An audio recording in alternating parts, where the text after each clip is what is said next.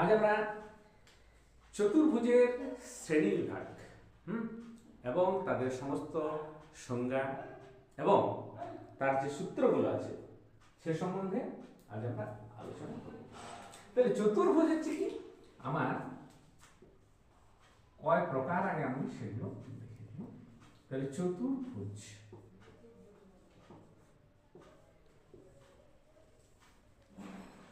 দুই, তিন, চার, পাঁচ।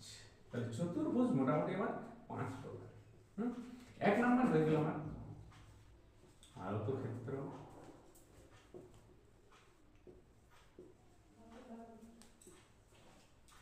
দুই হচ্ছে আমার বর্গক্ষেত্র,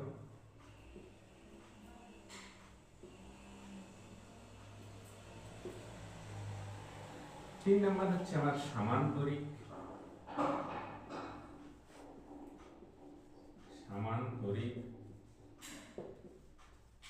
চার হচ্ছে আমার রম্বস,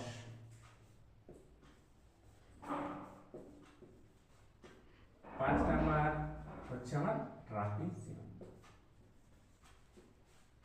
এছাড়া আমার সমদ্বিবাহু ট্রাপিজিয়াম আছে। যাই হোক, অত দূরে আমি যাচ্ছি নাই, খালি আমার সম্যক ধারণা দেওয়ার জন্য এই 5 প্রকার চতুর্ভুজ নিয়ে আমি আলোচনা করছি।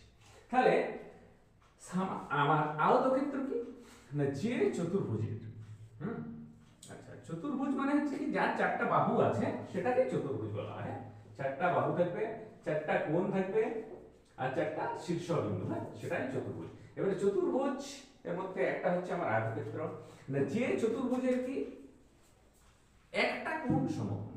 একটা কোণ সমকোণ বলার অর্থ হচ্ছে কি প্রত্যেকটা কোণেই আমার সমকোণ হয়ে যাবে। তাহলে সেটাই হয়ে গেল আমার আয়তক্ষেত্র।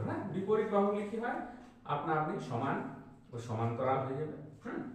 আচ্ছা, বর্গক্ষেত্র, বর্গক্ষেত্র মানে হচ্ছে কি যে চতুর্ভুজের প্রত্যেকটা বাহুর দৈর্ঘ্য সমান এবং প্রতিটি কোণ হবে 90 ডিগ্রি। একটা কোণ 90 ডিগ্রি মানে প্রত্যেকটা কোণেই এখানে 90 ডিগ্রি হয়ে যাবে, প্রত্যেকটা বাহু সমান হবে। সেটাই হচ্ছে আমার বর্গক্ষেত্র।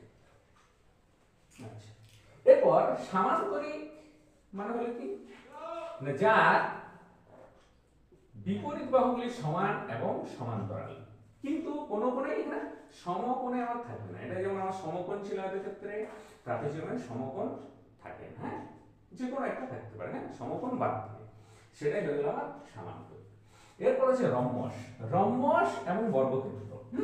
এদের মধ্যে কিছু জিনিস কি, এর বাহুগুলো সমান, এর বাহুগুলো আমার সমান থাকে, কিন্তু এর কোণের কথা আমি বলা যাবে না। এর যে সমকোণের গল্প আমরা যেমন বলেছিলাম বর্গক্ষেত্রে, সেরকম এই রম্বসে এই সমকোণের গল্প থাকবে না, কিন্তু প্রত্যেকটা বাহুর দৈর্ঘ্য কি হবে, সমান হবে রম্বস। আর ট্রাপিজিয়ামে কি হয়, এক জোড়া বাহু পরস্পর সমান্তরাল, এক জোড়া বাহু, এক জোড়া বলতে বিপরীত বাহুটাই আমরা ধরে নিতে পারি, এটা আর এটা সমান্তরাল, কিন্তু এই দুটো বাহু কিন্তু সমান্তরাল নয়, এদের বলা হয় তির্যক বাহু। ব্যাস, এই মোটামুটি হলো আমার চতুর্ভুজের শ্রেণীবিভাগ। এরপর আমরা এক একটা জিনিস ধরে ধরে, যেমন আমরা আয়তক্ষেত্র, এই আয়তক্ষেত্রের যে সূত্রগুলো আছে আমরা সেই সূত্রগুলো সম্বন্ধে সবগুলোই বলবো। তাহলে আমাদের কি হবে, পরিমিতির যে অঙ্ক, পরিমিতি বলতে আমাদের এখন ক্লাস 4 থেকে ধরে রাখতে পারা যায়, সেখান থেকেই আমাদের শুরু। কিন্তু তখন ওই পরিমিতির গল্পটা আমরা জানা হয় না, শুধুমাত্র আমাদের আয়তক্ষেত্র বর্গক্ষেত্র দিয়ে কাজ চলে। তাহলে পরিমিতি আমাদের তখন থেকেই প্রায় শুরু হয়ে গেছে, ক্লাস 4 থেকেই। এই সূত্রগুলো আমরা কি করব, মুখস্থ করতে হবে। মুখস্থ করতে হবে, লিখে লিখে সেটাকে মুখস্থ করতে হবে, বারবার লিখে লিখে প্র্যাকটিস করে একবারে জলভাগ করে দিতে হবে। তাহলে আমার আয়তক্ষেত্রের ক্ষেত্রফল, আয়তক্ষেত্রের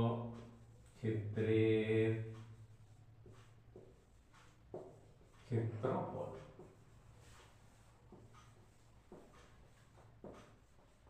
এই সূত্র হচ্ছে কি দৈর্ঘ্য গুণিত প্রস্থ, দৈর্ঘ্য গুণিত প্রস্থ।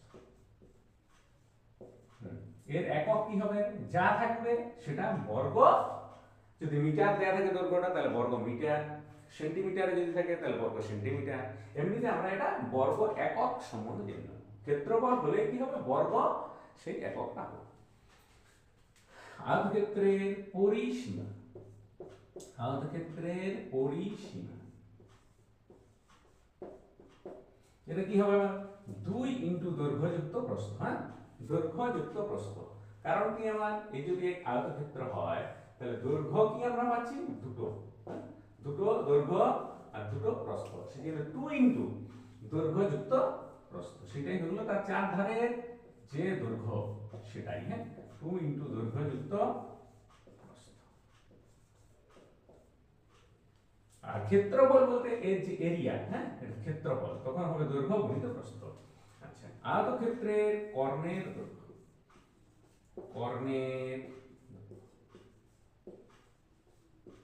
এটা কি হয়, রুট ওভার, রুট ওভার কর্ণ বলতে এটা আয়তক্ষেত্রের আমার দুটো কর্ণ থাকে, এখান থেকে এখানে একটা বিপরীত যে শীর্ষবিন্দুগুলো আছে সেগুলোর যে যোগ সেটাই হচ্ছে তার কর্ণ। তাহলে এর কর্ণ দুটো, তাহলে কর্ণের দৈর্ঘ্য আমরা পাবো রুট ওভার দৈর্ঘ্য স্কয়ার যুক্ত প্রস্থ স্কয়ার, দৈর্ঘ্য স্কয়ার যুক্ত প্রস্থ স্কয়ার। হ্যাঁ, এটা হয়ে গেল কর্ণের দৈর্ঘ্য। আচ্ছা, এখান থেকে আমরা একটা পাই চার দেয়ালের ক্ষেত্রফল। হ্যাঁ, এটা এখানেই আমি লিখে দিই, চার দেওয়ালের ক্ষেত্রফল।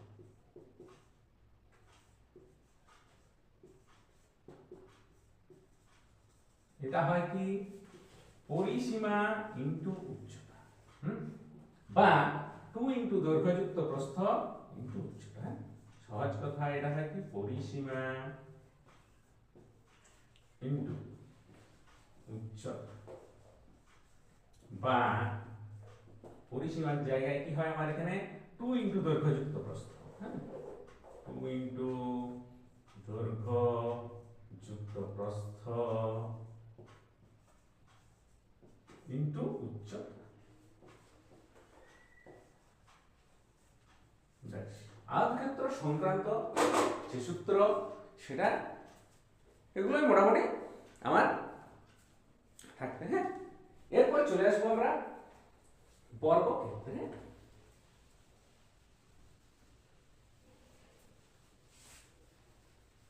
তাহলে বর্গক্ষেত্রের যে সূত্র সেই অংশগুলো এরপর আমরা করে যাবো। হ্যাঁ, তাহলে বর্গক্ষেত্র হচ্ছে কি আমার যে চারটা মূল দৈর্ঘ্য সমান এবং প্রত্যেকটি কোণ কি হবে সমকোণ। হ্যাঁ, সেটাই আমার বর্গক্ষেত্র। হ্যাঁ, তাহলে বর্গক্ষেত্র সম্বন্ধে আমরা যে সূত্র আছে, মোটামুটি তিনটা সূত্রই আছে এখানে, সেই তিনটে সূত্রই আমরা করব। হ্যাঁ, তাহলে বর্গক্ষেত্রের ক্ষেত্র, বর্গক্ষেত্রের তাহলে বর্গক্ষেত্র মানে কি চারটা বাহু থাকবে যেগুলো প্রত্যেকটা সমান, এবং প্রতিটি কোণ কি হবে 90 ডিগ্রি হবে। হ্যাঁ, তাহলে বর্গক্ষেত্রের ক্ষেত্রফল কি হয়, বাহুগুলো প্রত্যেকটাই সমান। হ্যাঁ, সেই জন্য কি হবে বাহু দৈর্ঘ্য গুণিত বাহু দৈর্ঘ্য, মানে এটাকে আমরা বাহু গুণিত বাহু লিখতে পারি, বা বাহুর হোল স্কয়ার। এটা হয়ে গেল এই বর্গক্ষেত্রের ক্ষেত্রফল, বাহু গুণিত বাহু। তেমনি বর্গক্ষেত্রের পরিসীমা আছে, পরিসীমা এটা কি হবে 4 গুণিত 1 বাহুর দৈর্ঘ্য। 4 গুণিত 1 বাহুর দৈর্ঘ্য। এটা হয়ে গেল তার পরিসীমা। একটা বাহুর দৈর্ঘ্য গুণিত তাকে, যেহেতু 4 থেকে 4টা বাহু আছে সেটা গুণ করলেই তার পরিসীমা আমরা পেয়ে যাব। এবার আছে আমরা বর্গক্ষেত্রের কর্ণ। কর্ণ সমান কি হবে √2 গুণিত বাহু, বা বাহু √2। এর একক হবে শুধু, এটা হবে বর্গ একক, এটা শুধু একক, এটা একক। মানে এটা যদি মিটার থাকে তাহলে এটা হবে বর্গ মিটার, এটা শুধু মিটার, এটাও শুধু মিটার। এই গেল আমার বর্গক্ষেত্রের আমার কর্ণ। আচ্ছা, বর্গক্ষেত্রের ক্ষেত্রফল আমরা কর্ণ থেকে একটা বার করতে পারি। হ্যাঁ, বর্গক্ষেত্রের ক্ষেত্রফল এটা আরেকটা আছে আমার সূত্র, যেটা হচ্ছে কি কর্ণ স্কয়ার বাই 2, কর্ণ স্কয়ার মানে কর্ণ হোল স্কয়ার বাই 2। এটা যদি আমাদের কর্ণর মান দেওয়া থাকে তখন এটা থেকে আমরা করতে পারি। হ্যাঁ, সেগুলো সব এক জায়গায়। হ্যাঁ, আমার পরিমিতির যা সূত্র সেটা আমরা এক জায়গায় করার জন্যই এই ক্লাস আমার। হ্যাঁ, এদিক ওদিক ছড়ানো ছিটানো যে সূত্র থাকে সেগুলোকে এক জায়গায় আমি নিয়ে এসেছি। হ্যাঁ, তাহলে বর্গক্ষেত্রের ক্ষেত্রফল, বর্গক্ষেত্রের পরিসীমা, বর্গক্ষেত্রের কর্ণ এবং বর্গক্ষেত্রের ক্ষেত্রফল, যেটা কর্ণ স্কয়ার বাই 2, যদি কর্ণ দেওয়া থাকে তখন এইভাবে বার করতে হবে। ব্যাস, এটা আমাদের আয়তক্ষেত্র এবং বর্গক্ষেত্র সংক্রান্ত যে সূত্র, যেগুলো আমরা ক্লাস আমাদের 4 থেকেই জানা উচিত। হ্যাঁ, ক্লাস 4 থেকেই জানা উচিত একটু একটু করে। হ্যাঁ, তাহলে 4, 5, 5 এ তো এগুলো থাকেই। এবং আমাদের যত হায়ার স্টাডি হোক না কেন এই জিনিসগুলো আগে জানতে হবে। হ্যাঁ, তারপরে আমরা বাকি সকল জিনিসগুলো জানবো। এরপর আছে আমার রম্বসের ক্ষেত্রফল। হ্যাঁ, রম্বসের ক্ষেত্রফল। হ্যাঁ, রম্বসের ক্ষেত্রফল কি হয় আমার সেটা জানতে হবে। রম্বসের ক্ষেত্রফল, রম্বসের ক্ষেত্রফল হচ্ছে কি হাফ ইন্টু কর্ণদ্বয়ের গুণফল। হ্যাঁ, 1/2 ইন্টু কর্ণদ্বয়ের গুণফল। ঠিক আছে। আচ্ছা, রম্বসের পরিসীমা ওইভাবে 4 গুণিত একটা বাহুর দৈর্ঘ্য। এটা যেহেতু বর্গক্ষেত্রের মতোই তাই রম্বসের পরিসীমা হবে 4 গুণিত একটা বাহুর দৈর্ঘ্য। এরপর আমরা যাব ট্রাপিজিয়ামের ক্ষেত্রফল। ট্রাপিজিয়ামের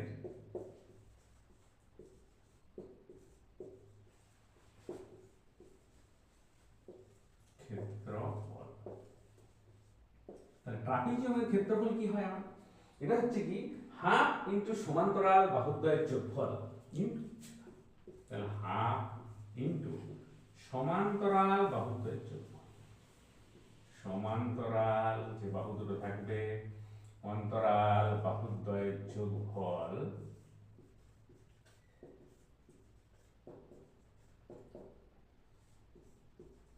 সমান্তরাল বাহুদ্বয়ের যোগফল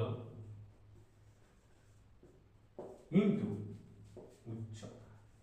এটাকে লম্ব দূরত্ব অনেক সময় বলা হয়।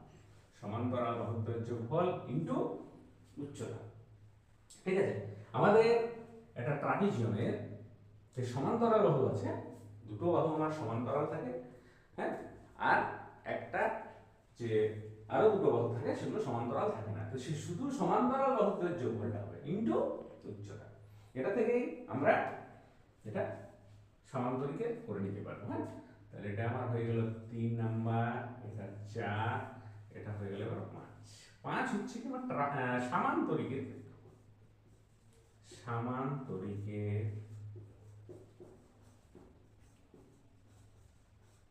ক্ষেত্রফল, সামান্তরিকের ক্ষেত্রফল। এটা কি হয়? সামান্তরিকের যে ক্ষেত্রফল আছে সেটা হচ্ছে কি ভূমি গুণিত উচ্চতা। ভূমি গুণিত উচ্চতা। তাহলে ভূমির সাথে উচ্চতা আমরা গুণ করে দিলে কি হয়ে যাবে? আমরা সামান্তরিকের ক্ষেত্রফল পেয়ে যাব। তাহলে আমাদের যে পরিমিতি যদি আমি বলি, তাহলে পরিমিতির যে চতুর্ভুজ সংক্রান্ত সমস্ত সূত্রগুলো আমার এখানে হয়ে গেল।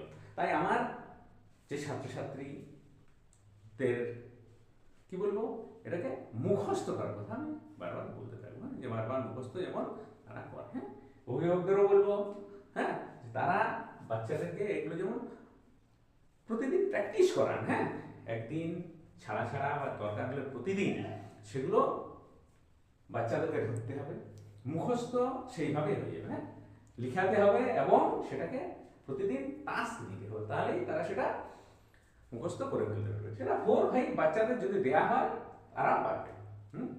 এমন কিছু না যেটা আমাদের শিখতে গেলে ক্লাস 9, 10 এ উঠতে হবে। 4, 5 থেকে এটা শেখানো যেতে পারে এবং বাচ্চারা এটা মনেও রাখতে পারবে। হ্যাঁ, যদি তাদেরকে সেইভাবে দেয়া হয়। হ্যাঁ, তাহলে তারা শিখে যাবে। ব্যাস, পরের দিন আমরা অন্য ক্লাস করব।